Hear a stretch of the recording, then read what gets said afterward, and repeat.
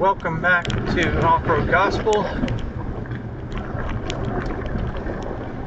And today's devotion is going to talk about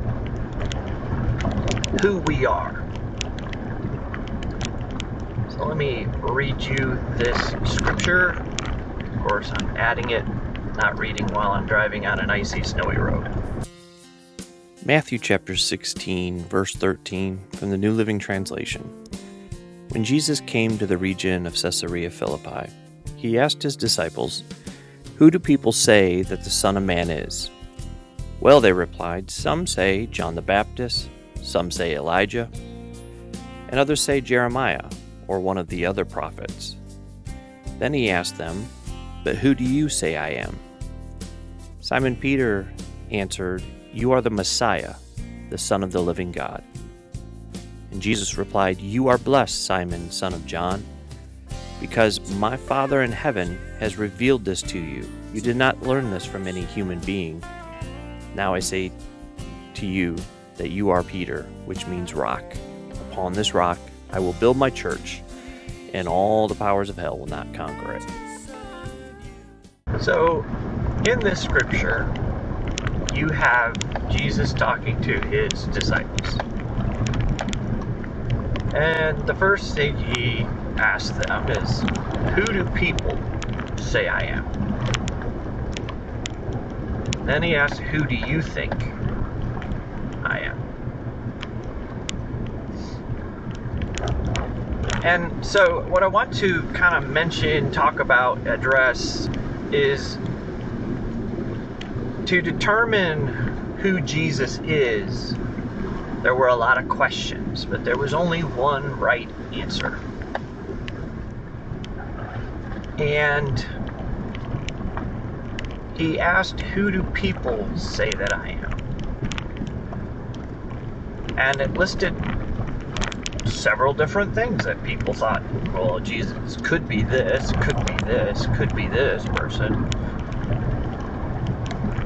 And the thing is, in our life, is we sometimes worry about what people say we are. You know, we think about if we're defined by the mistakes of our life, we have no hope at all. And, you know, sometimes we're on a job and we have a boss that, you know, just doesn't like us. Or, you know, we make a mistake and we're made to be this horrible person and, you know, get read the riot act and, you know, so many different things like that. And if we're not careful, those things in our life can be the things that define us. We take to heart and we become what other people say.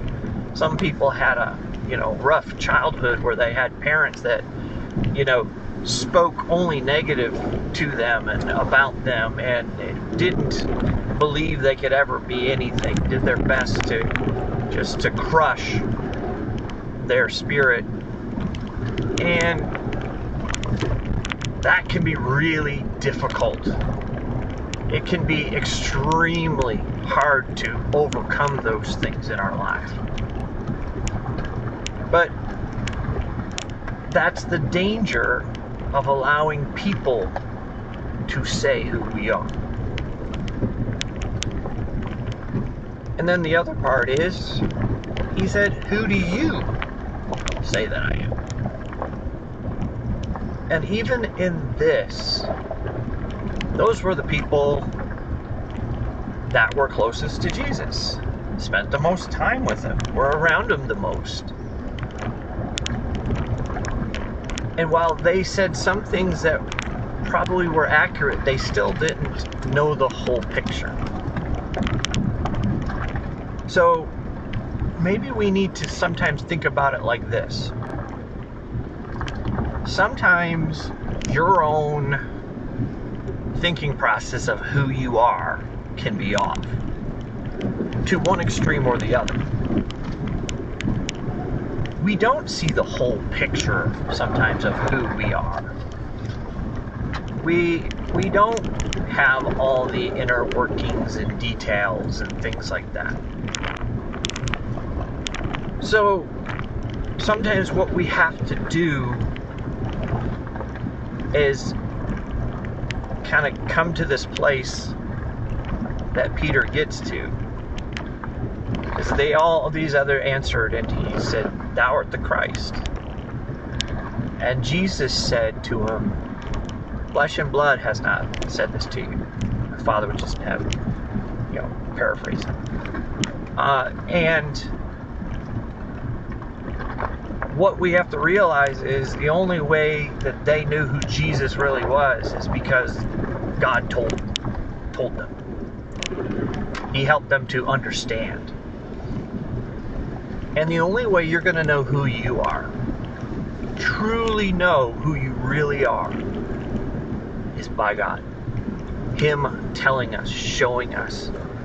And this is something that we have to come to a place of and learn who He thinks we are. I know the scriptures tell us that we're fearfully and wonderfully made. We don't always feel that way. That we're His special treasure. That we are the apple of His eye. These are a lot of very good things. And so what we have to realize and understand is we're not going to see ourselves like that. I don't always feel like a child of the King. I don't always feel like an overcomer. I don't feel like a conqueror.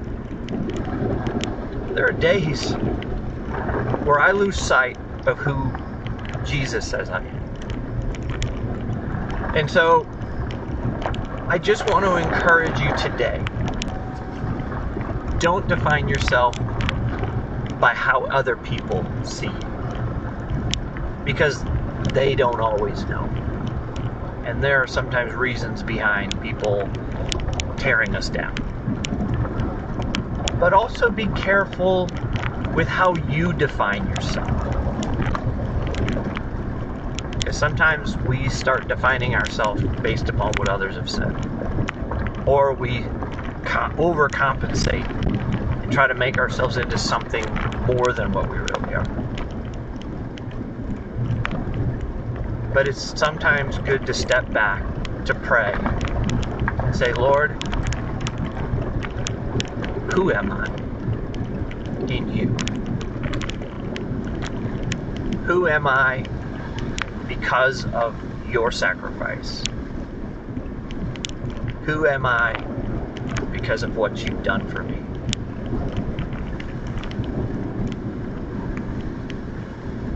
And that's where we're going to begin to learn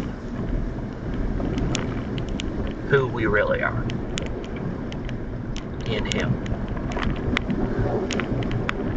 So I pray God continues to lead you, guide you, help you, bless you. And He does a mighty work in your life.